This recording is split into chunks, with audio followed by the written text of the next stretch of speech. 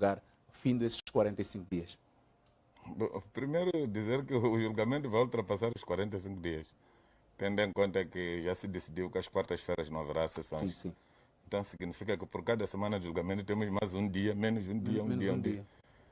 Depois, a demanda, esperava-se que esta tarde, até 15 horas, pelo menos a partir das 14, estivesse o Nhangumela a depor, mas até agora quem está a depor é o Mutota. Ainda os seus defensores não fizeram questões, os outros também. O Ministério Público ainda está a fazer as questões. Acredito que a audição do Nhangumela, se começar hoje, não vai fechar. Ou se fechar, vai fechar mesmo à hora da noite. Terão que pedir autorização. Primeiro, então, podemos primeiro dizer que esperamos um bocadinho mais de tempo, mais de 45 dias como previsto. Acho que aquilo foi uma base, só divisão, mas dificilmente pode-se concluir que em 45 dias aquilo vai terminar. Também está a ficar claro que há pessoas muito importantes que não sei por que não recolheram para a cadeia e foram deixados fora e que se calhar vão ser chamados. Está-se a provar que o Ministro da Defesa ficou bastante envolvido, até teve a ousadia de mandar embora alguns porque não são nossos, tinha que ficar com os seus. Antes mesmo de desenvolvermos muito, eu queria entender o desfecho, o que é que se espera a nível de desfecho primeiro. Bom, e depois, obviamente, se fossem tribunais normais, de países normais, esperava que haveria de haver boas condenações e condenações muito exemplares. Certo. Agora, porque estamos em Moçambique e com o governo da Frelimo, com a justiça da Frelimo, em vez da montanha parir o rato pode parir a montanha ali. Então, por isso eu estou preparado para ver uma montanha parida por rato, independente da dimensão da montanha e da idade do rato, mas isso pode acontecer. Conforme vimos, quantos assuntos candentes que já estava à vista, até aqui não há sentenças. Sentença daqui a 30 dias, até hoje não há sentença. Exato. Então, desculpa, eu próprio tive uma história muito interessante do meu carro que foi batido. O juiz teve que ficar 6 meses depois e morreu antes de ler a sentença. Então apareceu outro juiz. Os dados estão invertidos. O local do acidente agora diz que é a Avenida de Moçambique, mas o meu carro foi batido em Patrício Lumumba. Ali em T3, naquela rua que vem de Patrício Lumumba. Quer dizer, tudo aquilo porque não quer dizer que o Mchanga tem razão, senão vai ser tido como elemento de arnam. Então, se o entendimento for esse, de que se eu dizer isto estou a beneficiar o fulano, em prejuízo do fulano, e há perguntas ali que não estão a ser bem feitas em algum momento. Então, eu acho que algumas coisas precisam ser melhoradas. Apesar de que 85% das questões estão a ser bem colocadas, mas este 15% que está a faltar, que tem que ser alguém a corrigir, o juiz, pode ter influência muito significativa no resultado final. Exato. Flem, antes mesmo de desenvolvermos o próprio tema, o início do julgamento, eu quero perceber, sob o ponto de vista de expectativa, o que é que se espera no final deste julgamento? É complicado porque, olhando para o histórico do nosso país, da justiça moçambicana e da interferência política que tem tido a justiça moçambicana, nos leva a crer que vai ser mais um teatro do que resolver o problema que assolou a sociedade moçambicana. Escutando, ouvindo aquilo que está acontecendo na BO, paira na nossa mente a velha história. Eu ouvi um Mutota em algum momento, quando a procuradora,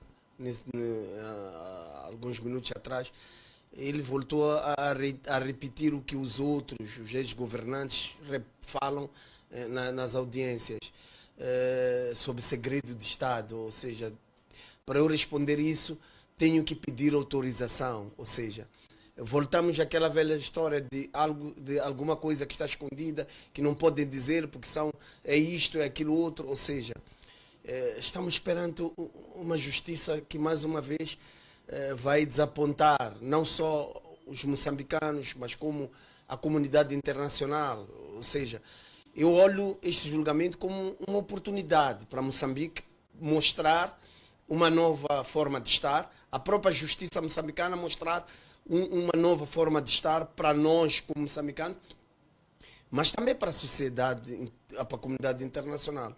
Porque, se for já olhar, a comunidade internacional parou de apoiar o nosso orçamento do Estado por causa deste problema. E hoje temos um julgamento, temos uma oportunidade de dizer aos moçambicanos e à comunidade internacional que não há interferência política, ou seja, a nossa justiça é justa mesmo. Mas, infelizmente, o que estamos a ver com essa interferência da África do Sul, com Manuel Chang, esse enredo todo que estamos a assistir, chegamos à conclusão que estamos a caminho de mais uma peça teatral, ou seja, daqueles filmes que a gente já conhece, o começo, o meio e o fim. Ou seja, apenas estamos Está aqui o Augusto Pelemba a duvidar em algum momento da Justiça Nacional? Não Sistema é apenas duvidar, mas como se diz, macaco velho não mete a mão na cumbuca porque ele já é calejado, já sabe, já conhece as estratégias da vida. Então, eu olhando para aquilo que foi os outros julgamentos, olhando o que está a acontecer agora, olhando toda a peça teatral que está a acontecer, o esconder, o retirar. Veja que já retiraram algumas pessoas que eram para ser testemunhas, e se fores a ouvir um pouco do Mutota, vais perceber que há envolvimento direto do atual chefe do Estado, há decisões que foram tomadas por o ex-chefe do Estado e que, no fundo, foram retirados porque há uma manobra dilatória que está sendo criada para ilibar essas pessoas. E eu me questiono, temos um chefe do Estado que é o garante da Constituição. Como é possível ser ele a se eximir de vir dizer a verdade aos moçambicanos se ele não tem nada a temer? Ou seja, qual é a cara lavada que ele vai ter amanhã para exigir a não corrupção dos outros, para exigir a transparência? Qual é o peito que ele vai aparecer para dizer aos moçambicanos sejam honestos, se ele não consegue vir aos moçambicanos e abrir o peito, dizer, opa, a verdade é esta, a realidade é... E há coisas que a procuradora-geral, que foi nomeado, empossada por ele, outros tribunais, não podem ter essa coragem de lhe dizer, mas nós como moçambicanos, ou ele, de forma simples e clara, devia vir. O próprio Armando Guebuza não precisa ser obrigado a pedir autorização. Se é para o bem dos moçambicanos e para a transparência, pela honestidade dele, devia vir, não precisa. Exato. Foi arrolado. Antes mesmo de desenvolvermos, José Fado, eu quero primeiro o seu parecer relativamente a expectativas deste julgamento, o desfecho. Muito obrigado pela questão que nos coloca. Eu penso que primeiro devíamos evitar todo tipo de diabolização e deixar os órgãos, deixar as pessoas trabalharem, fazerem aquilo que bem sabem fazer, em obediência à lei, que é o mecanismo que vai garantir com que de facto as pessoas sejam ou não responsabilizadas pelos atos ou pelos supostos atos ilícitos que terão cometido. Aparecer a falar com uma linguagem lá do mercado, uma linguagem populista, até pode vender para os distraídos, pode vender para aqueles que de facto não compreendem as nuances do processo, não compreendem como é que o direito funciona e emerge até se buscar a razão. Então, não esperava outra coisa, por exemplo, daquilo que o meu colega Pelem disse aqui. É normal, nós sabemos como é que são os populistas. E muitas das vezes o discurso populista parece aquele que é razoável, parece aquilo que as pessoas querem ouvir. É como alguém que vai ao hospital, o médico diz, cuidado com isto, não é? Às vezes até parece que vai lhe dar a vontade de tapar os ouvidos, Mas enquanto que o problema existe, se ele não se tratar, se ele não se... Mas vai começar a reproduzir ideias na sua consciência, na sua mente, de que ele não está doente. Então, é como isto, o discurso populista funciona assim. Exato. Mas do ponto de vista de expectativas, eu penso que estão de parabéns as autoridades judiciais deste país, na medida em que muita gente não acreditava, nem sequer ou não auguravam a possibilidade de termos este julgamento hoje. Quando o processo ainda estava sobre a égide da Procuradoria, algumas pessoas diziam de que, não, são falácias, porque a verdade material não virou de cima, provavelmente não é de haver aqui um despacho de pronúncia para que certas pessoas que haviam sido arroladas fossem constituídas arguidas do processo. E hoje estamos aqui. Então é sempre bom deixarmos os órgãos competentes trabalharem para, de facto, poder-se descobrir esta verdade. E eu acho que estamos de parabéns. Podem registrar-se alguns erros no processo interrogatório, no processo de busca de provas. Isso é normal. Nada é perfeito. Aliás, há pouco tempo, vou dar aqui alguns exemplos que foram dados. Em Portugal tivemos o caso Sócrates, onde houve muito barulho por causa das medidas que o juiz Rosa tomou em relação àquela situação. Então, é normal. Sempre há os que vão pensar de forma diferente em relação àquilo que o juiz ou os órgãos de justiça tomarem. É por isso que nós dizemos que o juiz obedece à lei e à sua consciência. E vamos todos nós, de forma muito serena, esperar aquilo que são os desenvolvimentos que vão se registrar neste julgamento. Estamos a ver o Ministério Público a fazer o seu papel, e muito bem. Estamos a ver o juiz também a fazer o seu papel, muito bem. E a esta abertura, vimos até ontem nas questões prévias, onde os advogados ou os representantes estavam lá também a esgrimir aquilo que são as suas posições relativamente a algumas questões que não achavam que estivessem em conformidade, e estas coisas foram esclarecidas. O outro ganho importante é que é um julgamento que está a ser amplamente difundido nas redes de comunicação social. Exato. E isto também permite que todos nós tenhamos olho clínico no decurso deste julgamento e provavelmente para ajuizarmos o que vai se determinar como decisão.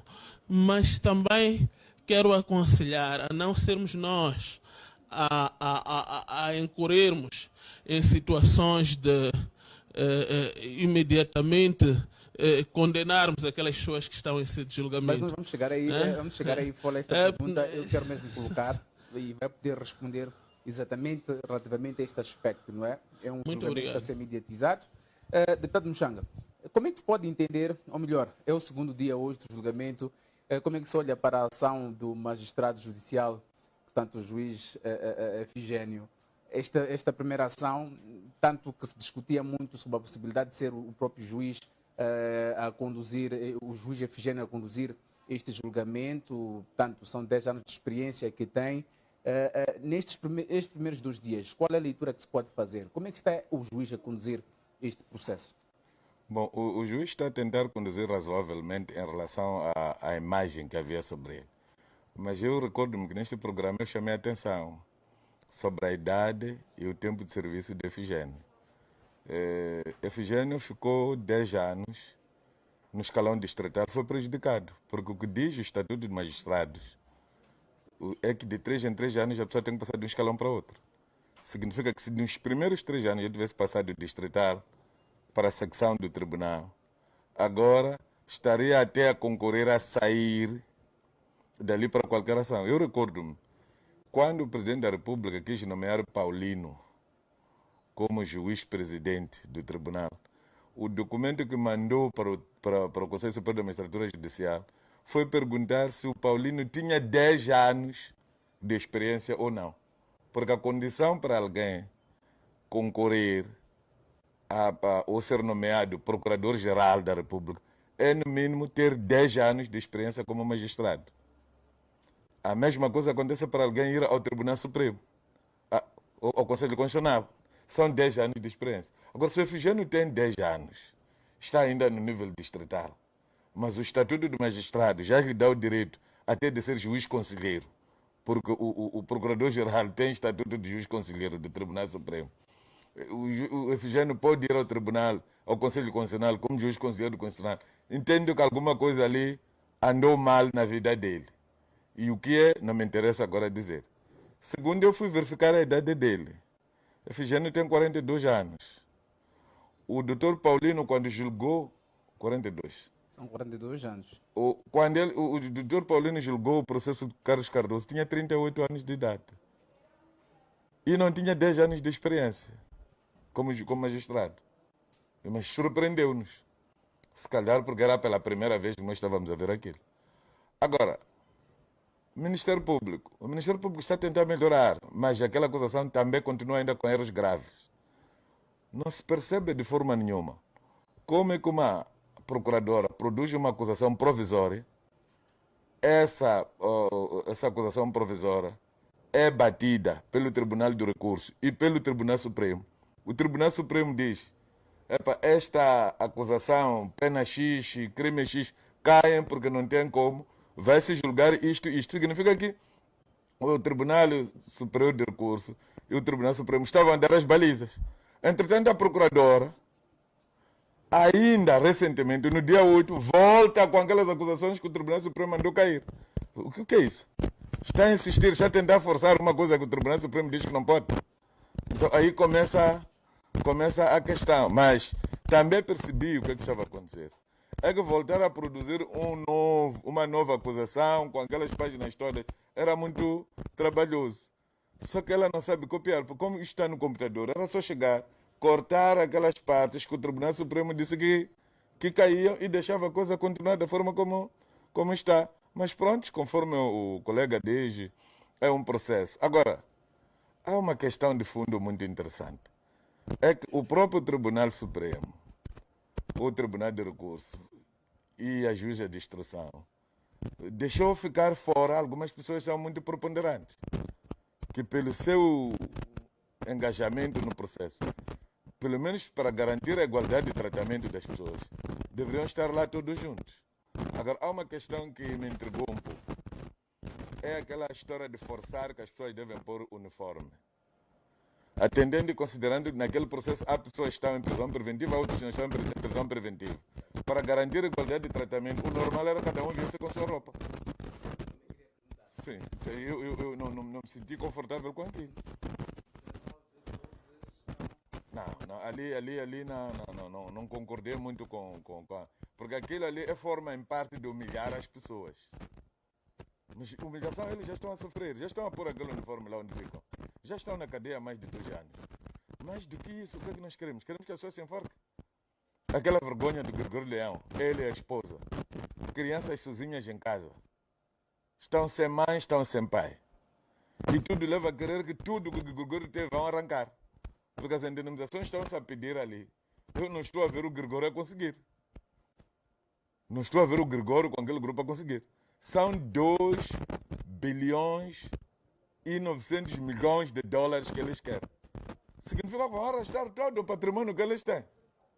É por causa disso que um dos juízes ali levanta uma questão. Um dos advogados. O senhor quer 2 bilhões a nós. Quer 2 bilhões no processo autônomo. Quer 2 bilhões em Londres. Quer 2 bilhões... Quer dizer, com quanto dinheiro que a senhora quer ficar? Mas pronto, são questões. Costuma-se dizer que o Mbau levou qualquer coisa. Quer dizer, a caldeira só desenvolve melhor quando alguém está a mexer. Nesse aspecto, nessa mexida, acho que até aqui as coisas estão ainda a correr normalmente.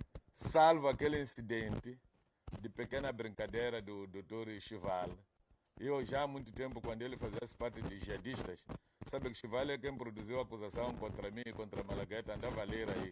E depois, o que ele andava a ler foi a mesma coisa que fomos apanhar na acusação.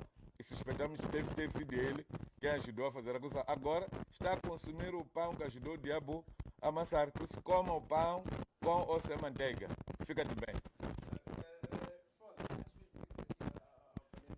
Vou pedir aqui a minha regi para, tanto consertar aqui questões técnicas de áudio. Fol, eu perguntava aqui ao deputado Muxanga sobre a prestação do tanto magistrado judicial Efigênio Batista. Como é que está a ser nesses primeiros 2 dias? Como é que se pode olhar comparativamente àquilo que se dizia, não é, sobre a sua idade e sobre o seu tempo de experiência para conduzir este processo? Primeiro dizer que este país foi construído por jovens. São jovens que libertaram, são jovens que, se não me engano, quando o presidente Chissano assume o governo de transição, tinha aí, por aí 35 anos. Mas foi o primeiro-ministro deste país num cenário bastante complicado. Aqueles que eram os ministros tinham por aí 28, 30 anos, num cenário complicado.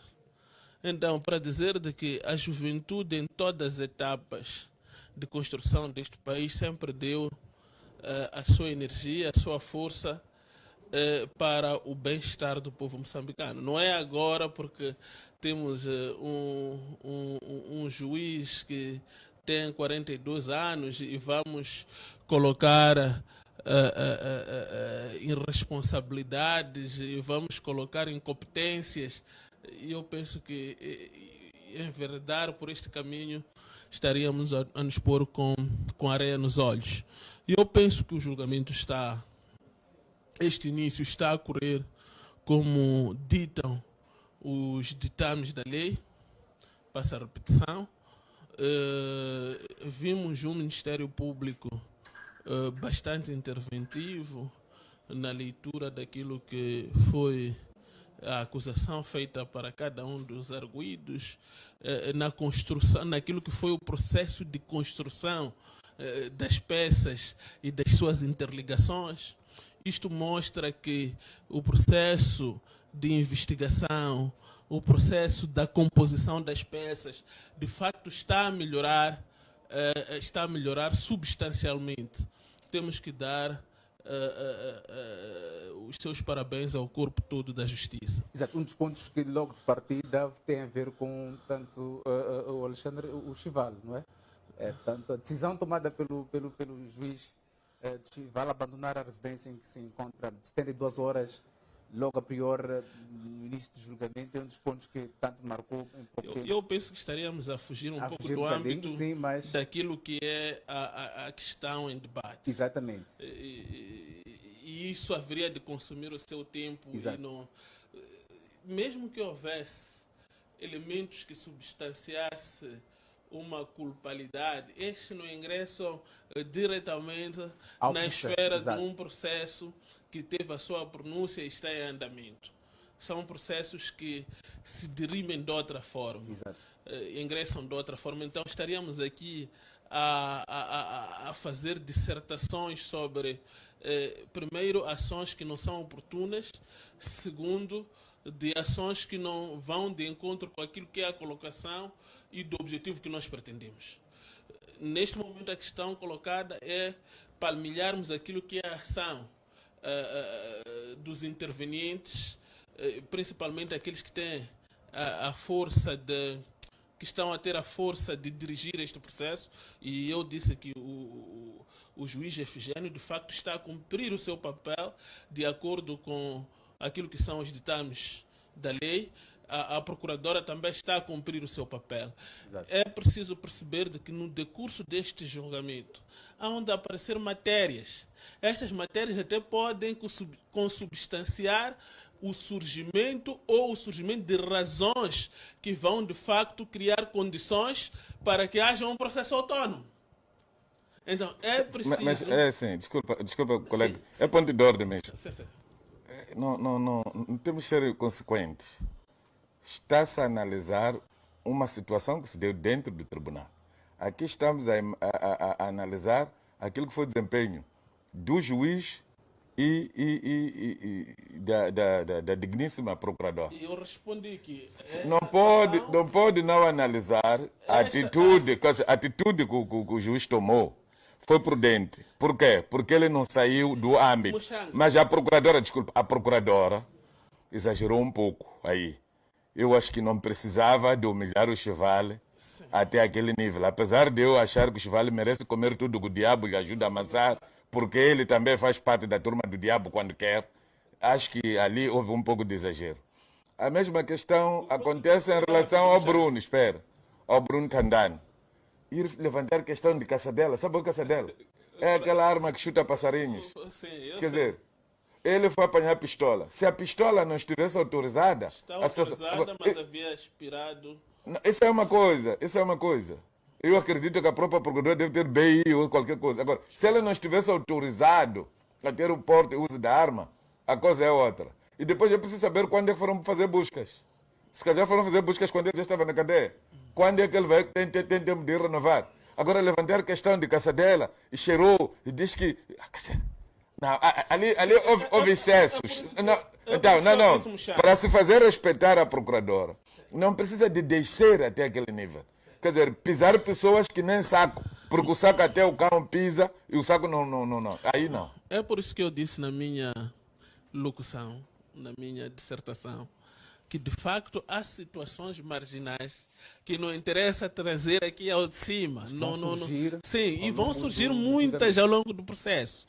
Agora, a capacidade que o juiz tem é de facto de indo mapeando e vendo mais ou menos que relação é que estas situações vão ter com o processo, para que no momento em que está a preparar a própria sentença, esses elementos possam vir ao de cima e possam propiciar, por causa dos limites que ele próprio tem, a abertura ou não de um processo autônomo. É por isso que eu disse, não queria entrar muito nestas questões meramente, posso dizer, até à margem do próprio processo. Excelente. Estamos aqui a olhar para a prestação do juiz nestes 2 dias. Como é que se pode analisar o processo todo, obviamente, mas o juiz, portanto, o Ministério Público... Bem, apesar dele ser jovem, ter uns 10 anos... Não é jovem, tem 42 anos, jovem termina aos 35. É Moçambique... É Moçambique... Pronto, se ele tivesse o mandato aos 35 anos, aos 40 terminava. Tá 42 já não é jovem. Está certo, senhor deputado. Mas é assim, eu vou fugir um pouco o olhar dos meus pares de painel. Eu vou dizer assim, tenho amigos juízes, amigos procuradores, que muitas das vezes converso com eles e vejo eles são competentes, são pessoas bem formadas, mas neste caso presente, se não tiver influência política, neste julgamento, este senhor está bem preparado. Mas nós temos que olhar e crer que este julgamento, ou este enredo todo, sem dúvida alguma, não vamos aqui tentar, como diz o Fole, que nós somos populistas, ou não conhecemos o direito. Nós conhecemos o direito, e se este juiz trilhar o caminho da justiça, conforme vem estipulado, instituído nas leis moçambicanas, ele vai fazer um bom trabalho. O MDM sempre defendeu isso, a independência do setor judiciário, ou seja, que o procurador, o presidente do tribunal sejam eleitos para que sejam independentes, não sejam indicados. Mas, infelizmente, o que nós vamos assistir ali é que, tarde ou cedo, a influência política vai tomar conta da decisão final. Quer concordar? Não, desculpa, também é ponto de ordem. Com licença. Deputado, deixa eu terminar meu raciocínio. Desculpa, o Paulino também começou assim. Se você for buscar o filme da investigação, o Escurinho Carlito Rachid, tudo estava bonito. Quando começaram a vir as pessoas com influência política, filhos de donos do país, as coisas mudaram. Portanto, até aqui, eu não vejo motivo para dizer que o Efigênio é assadeguizado. Porque o Mutota o quê? Mutota é carne para assar. Se Mutota é o atirador que foi trazer o projeto, por que é que só recebeu menos de $1 milhão? Os outros receberam a maior parte. Quer dizer, aquilo é igual a quem vai descobrir um elefante que caiu pelo marfim, bagulho ele pondo. Quer dizer, depois essa pessoa fica com 5 quilos de carne, o folha que aparece como oportunista com 40, 50, 60. Quer concordar aqui com o Pelé com relação... Imagine, por exemplo, que no decurso das sessões de audiência, julgamento, tal. Descubra-se, por exemplo, que o Mutota não recebeu esse valor. Não, pode ter recebido de outras formas, outras... Não, o Mutota já confirmou que recebeu o dinheiro, mas ele deve fazer insistência, explicou tudo. Não, estou a dizer, os números que se referem. Não, ele diz que recebeu por espécie. Até um pouco mais, porque recebeu 7 caminhões, outro dinheiro pagou desalfandegamento. Nada, o Mutota, desculpa, o Mutota está a ser honesto. E ele teve que insistir, encorajada por mulher do Gregório Leão, que exige a sua parte, porque a sua parte já chegou. Está com fulano e fulano. Então ele já disse. Agora, a minha questão é, o processo está a andar. Agora está a ser ouvido o Mutota. Está a ser ouvido o Nhangumele.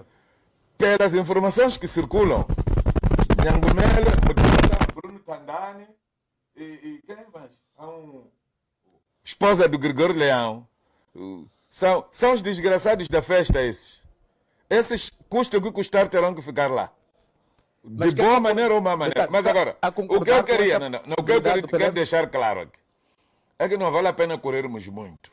Vamos nos reservar, porque senão vamos cair na decepção. Terminado o seu fim de pensamento. Um pouco, o deputado Michel concordou comigo que o mesmo julgamento do juiz Paulino teve interferência política, como ele bem disse, e vimos isso. Mas é assim... o meu medo, sinceramente, honestamente, eu estou falando de coração aberto mesmo, é que não duvido da capacidade, da competência do juiz Efigênio. Eu volto a repisar, tenho um amigo juiz que eu acho... Eu falei contigo e tu falaste mal dele. Não, eu acho... Eu nem conversas contigo. Não, eu acho eles competentes. Mas há